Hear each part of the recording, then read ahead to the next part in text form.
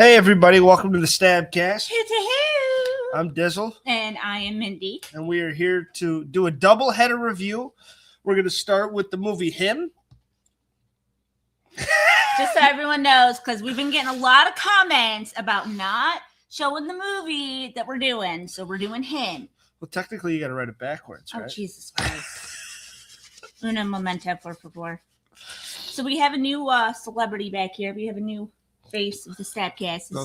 This is our new mascot. Anna Camp, she's behind us. Oh, Jesus. Please don't. We're here for a double-header review. This is going to be a fun time. Two sort of new movies. Both movies on Peacock, if you want to watch and enjoy on your own. There you go. Him. So this is going to be a good one. We're going to start with Him, with Marlon Wayans himself, directed by Justin Tipping, written by Skip Bronke, Zach Ayers, and Justin Tipping. And this is a unique film about a young stud who's... And wasn't it executive produced by Jordan Peele? Okay. Yeah. Which, it has his flavor all over this fucking thing. It feels like a Jordan Peele movie. That's why I brought it up. It's about a young football star that gets hurt. He gets a brain injury, but he wants to be one of the greatest, so he's going to the GOAT's camp. So hopefully he can get signed by the Saviors, which that's what Marlon Wayans' guy plays for, who is the GOAT. He's the Tom Brady of that universe. He's won 8 championships, which is a big deal, and he's the fucking man. So he's the camp to go learn from, and that kid got invited to his camp, and chaos ensues. Yeah. Because he basically picked the kid to come to his camp one-on-one to see if he would be the right replacement for him. Yeah. Because even though they missed this big, huge football exposition called Combine, I think. The Combine. Yeah. Yeah. And he missed it because of his head injury. Which, do you know what the Combine is, Mindy? Isn't it like a drafting thing?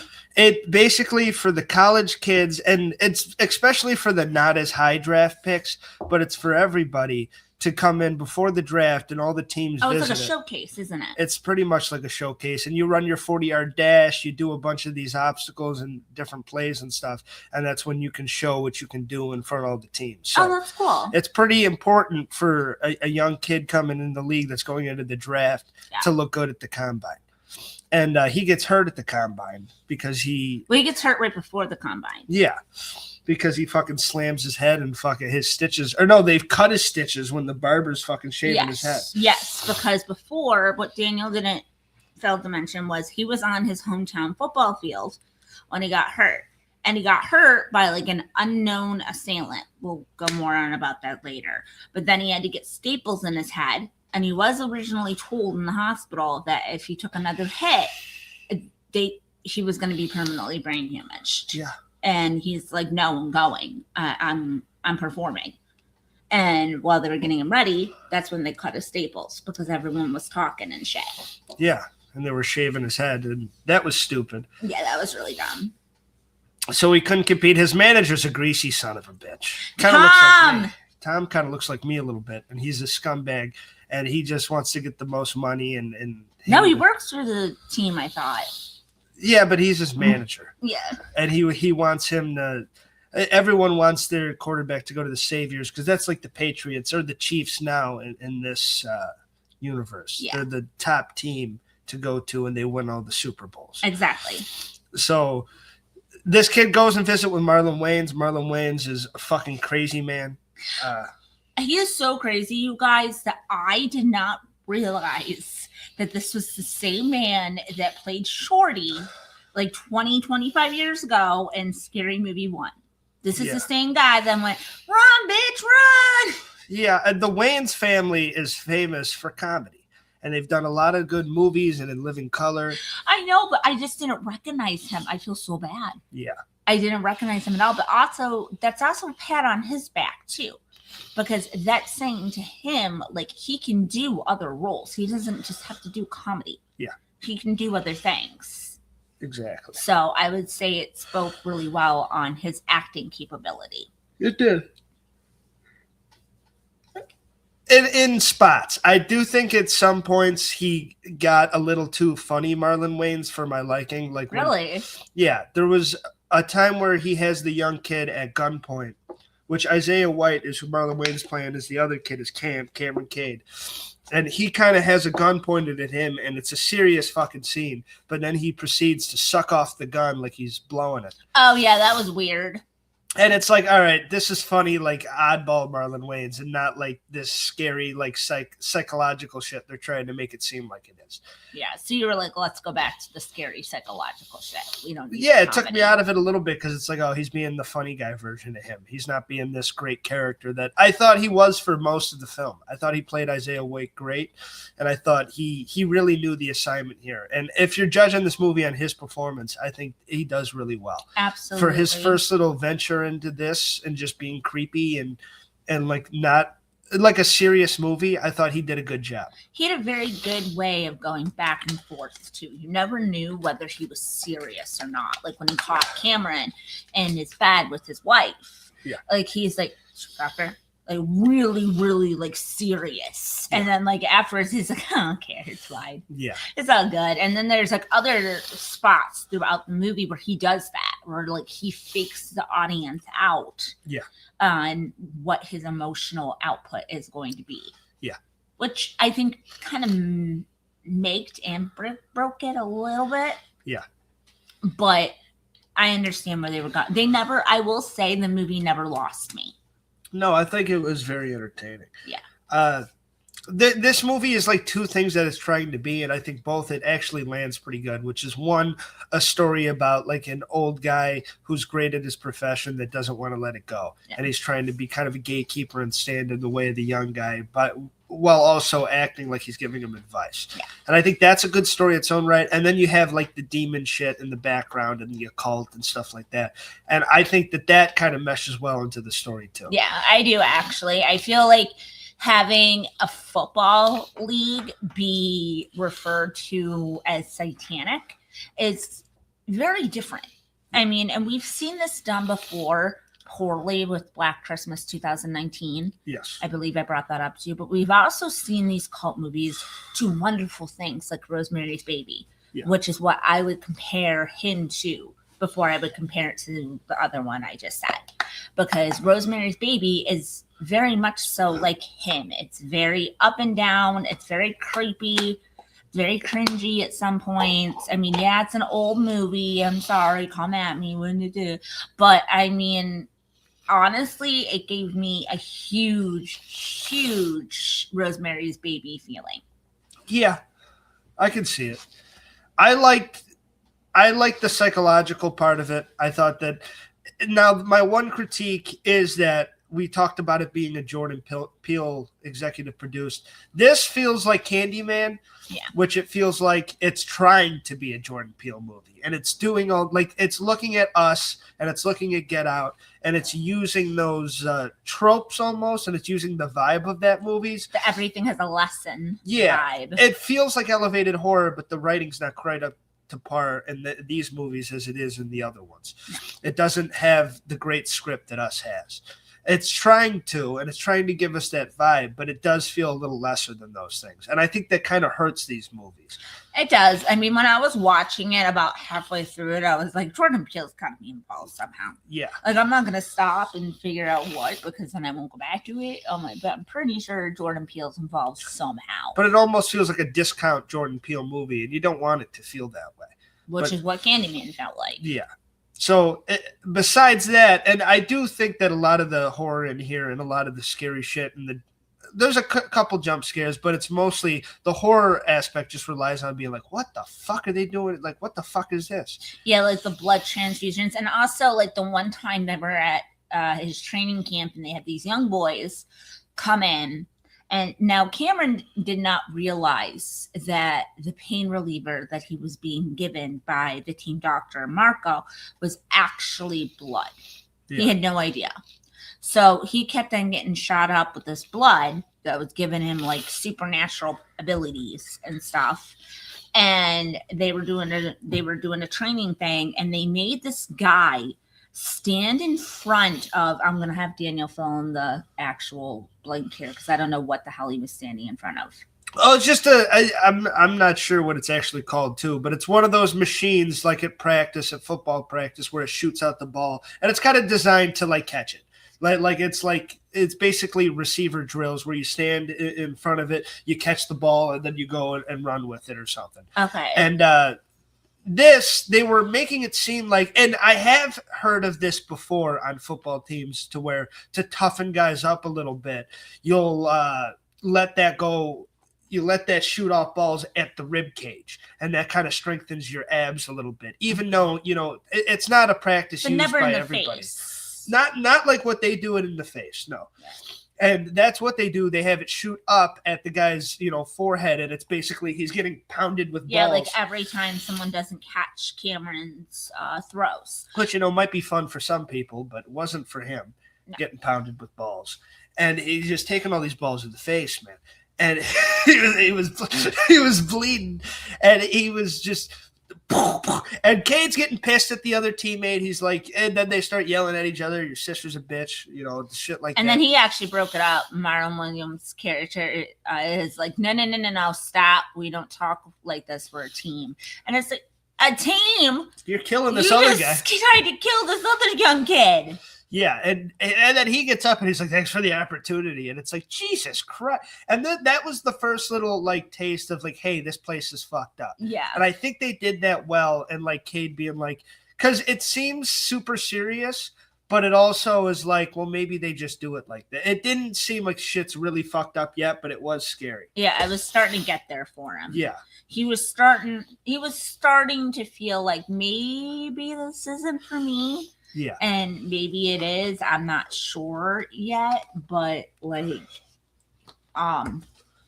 it's just the difference between like really, really, really, really wanting something and then somebody pushing you as hard as they can.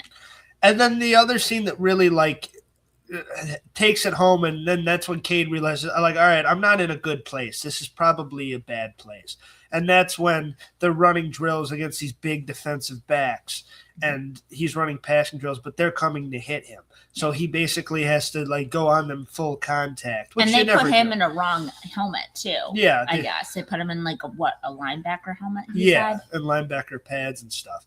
And he came out, and the guy runs towards him, the DB, and they fucking, clink heads. And even though I found it a little very unrealistic, because no quarterback camp is ever having that happen. We especially, I've been on the line on a football team. I've been on the defensive side of the ball. They're not telling it. They're like, hey, if you get to the quarterback, gently take him down. We need him for a game. They're not saying, hey, try to kill this fucking guy. But when they clink heads, they do this animation that brought me back to my nostalgia days of playing a football game on the PS2 called Blitz the League. Oh, I remember that. NFL Blitz used to be a big arcade-style football game, but then NFL took the license away, and they didn't have Blitz anymore. So the people that made Blitz wanted to make another game, but they couldn't use the NFL license. So they went the other way and made it like a super like aggressive, like the story mode. You could like get steroids and shit, or like send prostitutes to the other team's house to get them tired. Like it's a real and it's a real game on the PS2 with that actually involves that. But in the animations, when you would hit a guy, you would see like his skeleton and his brain and shit shatter, and that's what this felt like. And it was kind of entertaining. I thought it was cool as fuck.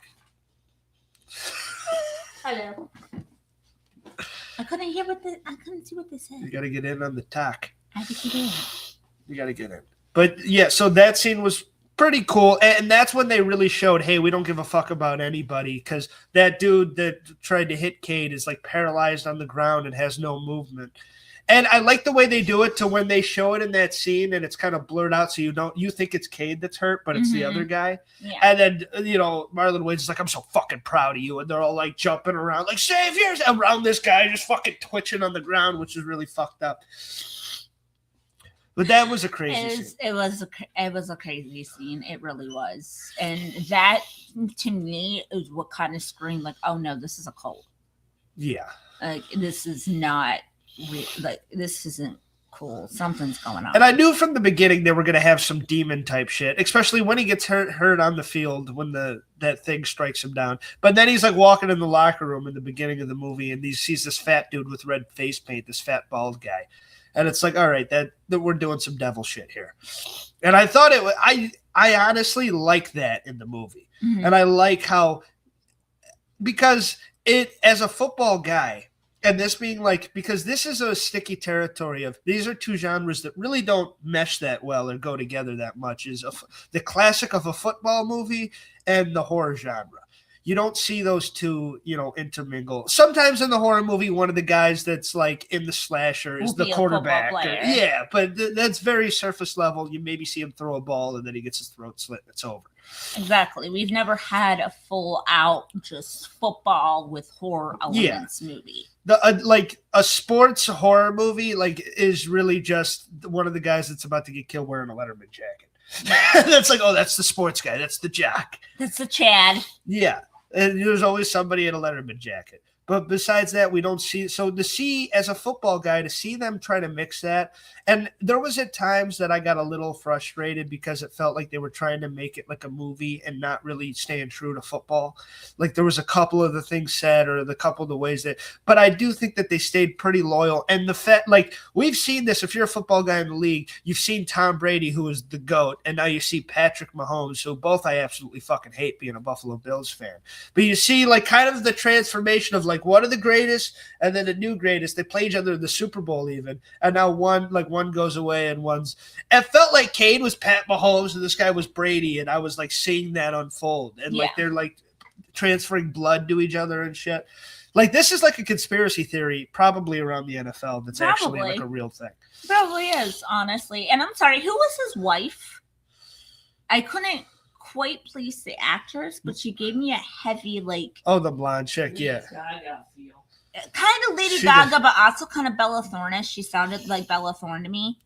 There was two Gagas in that because she felt like Gaga, and also that girl, the super fan that like jumped him in the sauna. Marjorie. Yeah, Marjorie. I thought she was more like Gaga. She looks exactly like Gaga in that Joker movie in Fallait et Dich, which was a deuce of a movie, complete dog shit.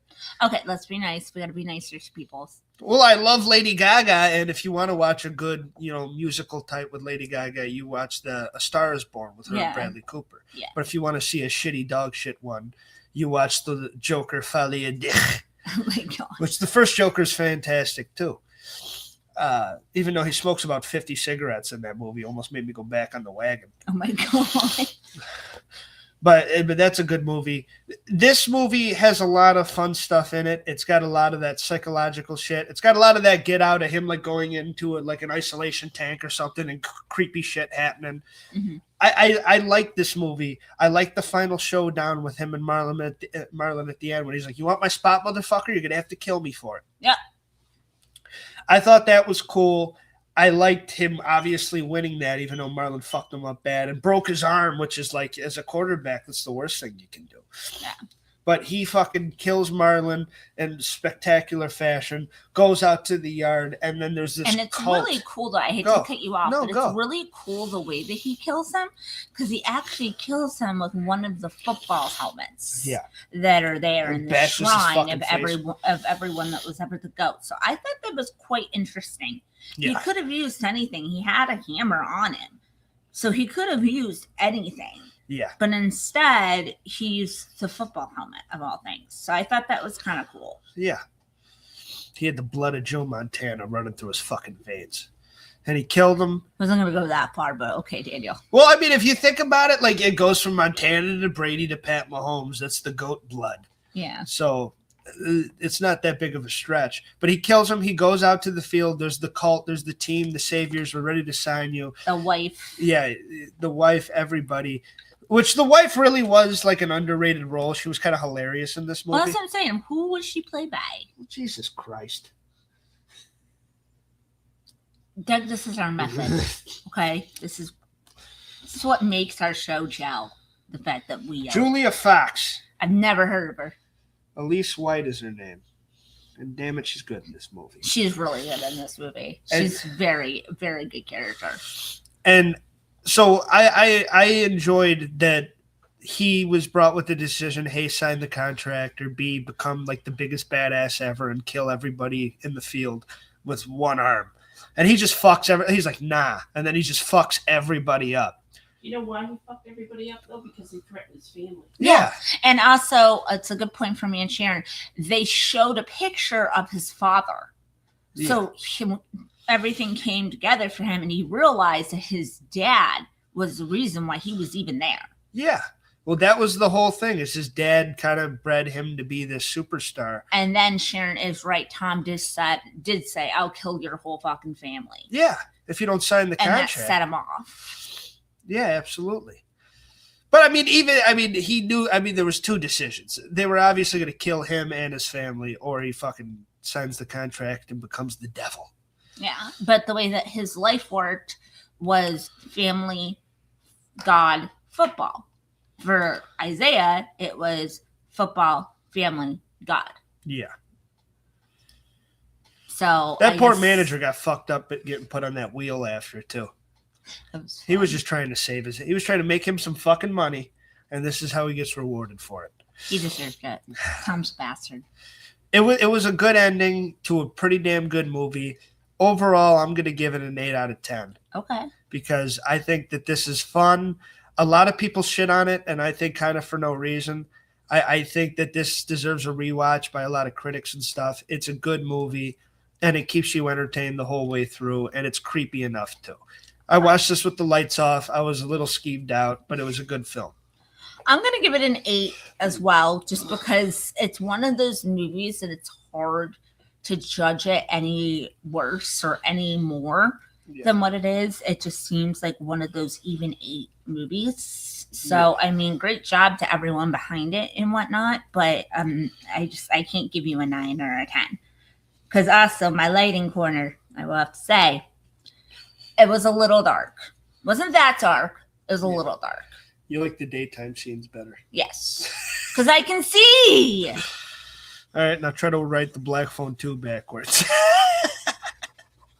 Good job. So now we're going into our double feature here. Here's the doubleheader, part 2 of that. The Black Phone 2, starring Mr. Ethan Hawke and a couple of kids. You're not going to be able to write that backwards. Watch me. It's going to look like gibberish. I don't know how to do a K, but I'm going to do it. This is on the cock as well for everybody that wants to see it. It's directed by Scott Derrickson, and it's written by him and Robert Cargill. And it's based on the book The Black Phone. And on the other ones, too. You're damn right. The Grabber is back, and he's going against Finney Blake, portrayed by Mason Thomas. Boom! And Gwen, his little sister, Madeline McGraw. Mm. And I have to say once again, little Gwenny has stole my heart. I love that child. She is so funny. She is great. She is she understands about God and Jesus and everything, and she's kind of religious and whatnot, but she will not be afraid to tell you to go suck a dick. No. She doesn't care. She's just like, why don't you go suck a donkey ass dick? It's like, whoa, I did not know we were going there, but okay. So you want to know my hot take for the movie? What? I didn't like her. I thought she was way better in the first one. I thought she was great in this one. No, I thought she sucked. I really thought that you fuck her. She was my favorite character. I know she would be, but I thought it was just a bad performance.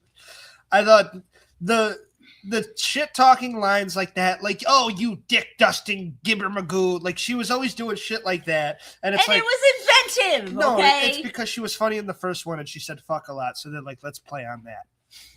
And I didn't like it. I thought the dreams were cool, and I really liked the scene when she woke up from the one dream and she's like, I feel like I'm crazy. I feel like that really worked for me. But the rest of it, it's like, get the fuck out of here. I want to watch Finn's story. I thought she was a bit annoying, and I thought the first one, she was a part of it. But you liked the first one, though. Yeah. And I didn't like the first one. Yeah, so that's and you liked her. And then she made this one about her, so you like it. Not even about her, though, Daniel. It was a different feel.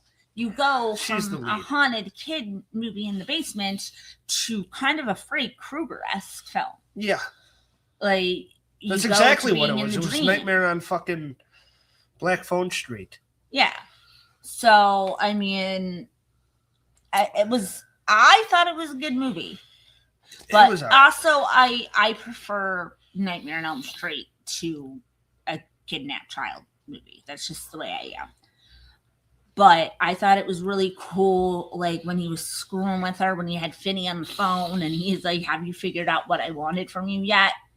And he is like, no, what are you talking about? And then you see Gwen in the other room, and she's like in a kitchen, and she's going towards these furnaces. Yeah. And it's like, oh no. Yeah. And like he opens the furnaces, and like he tries dragging her in there. No one can see him because, like I said, very Freddy Krueger-esque. He was in the dream world. Yeah.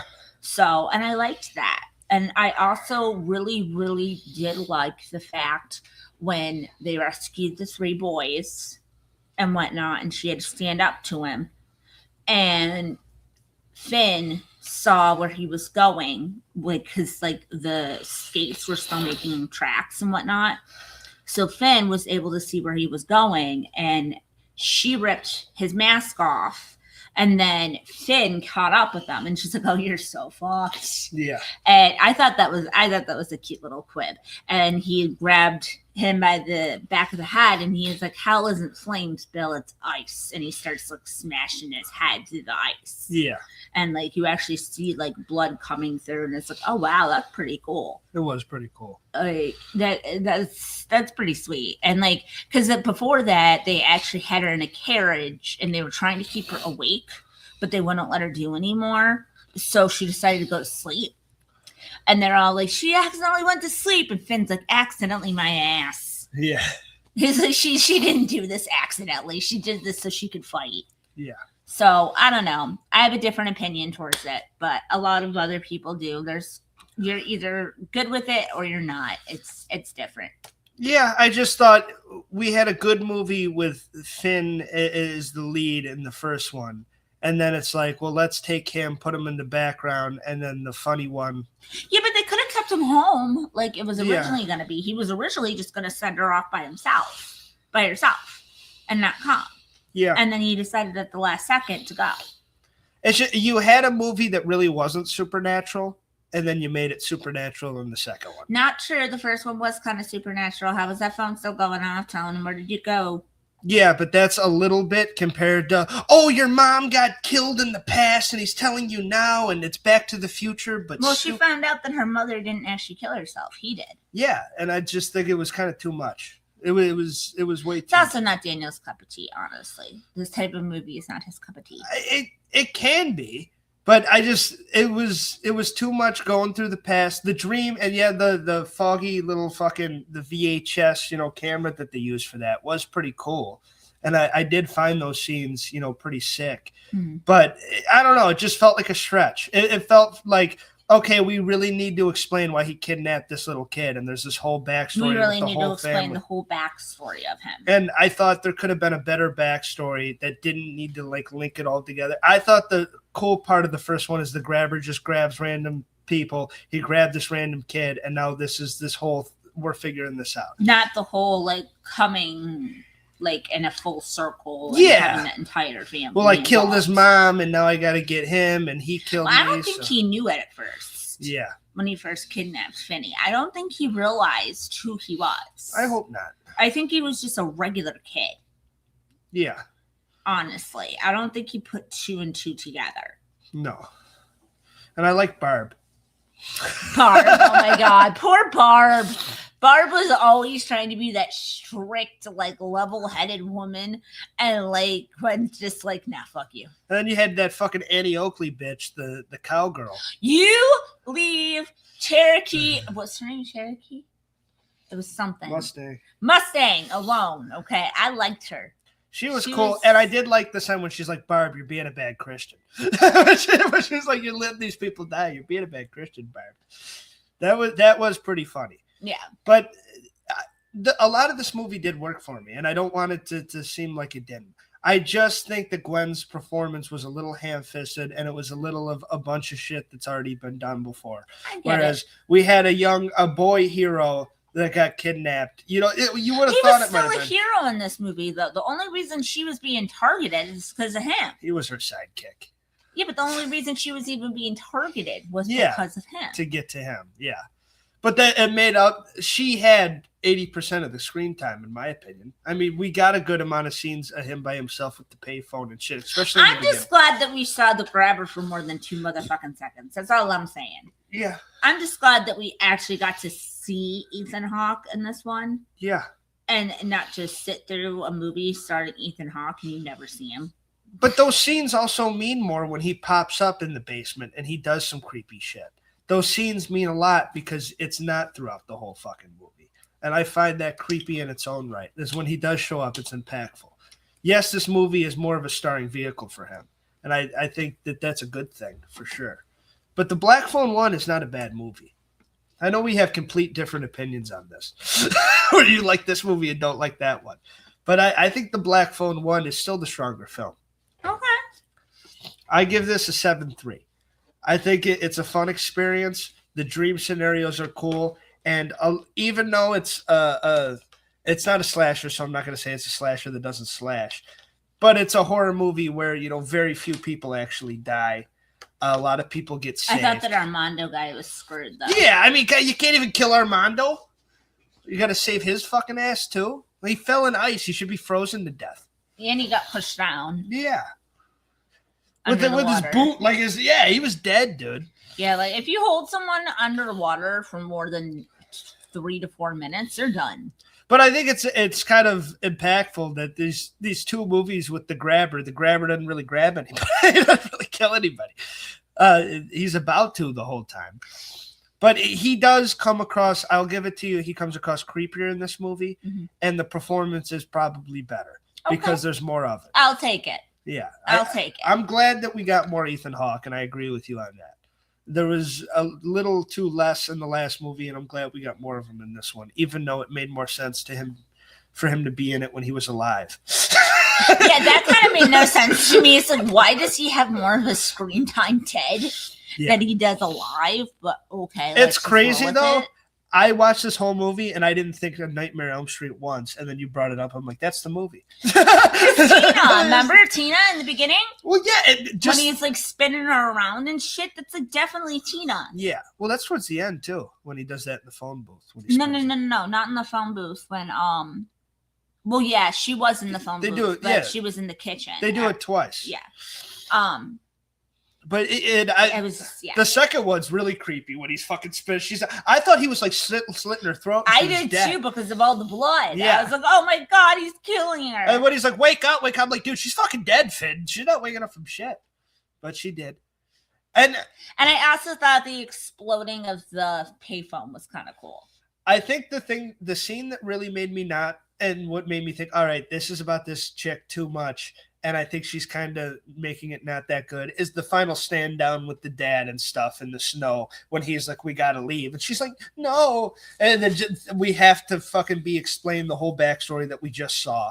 That's true. Like, she had to explain the entire thing. It's like, I just watched it, man. And I get it. You're telling it to the dad, and he hasn't seen it, but I did see it. So why can't we do this fucking off screen? It felt a little, and even Finn in that, where I liked Finn because he had more of a character arc. Yeah. Her character arc was bad shit's going to happen to me, but I'm strong and I'll figure it out in the end. Mm-hmm. Where his character arc was a scared fucking kid that eventually kind of becomes a man by the end of the movie and is able to fucking confront this trauma that really fucked him up when he was younger. Yeah. So Finn's character and his backstory really resonated with me a lot more than just a badass chick.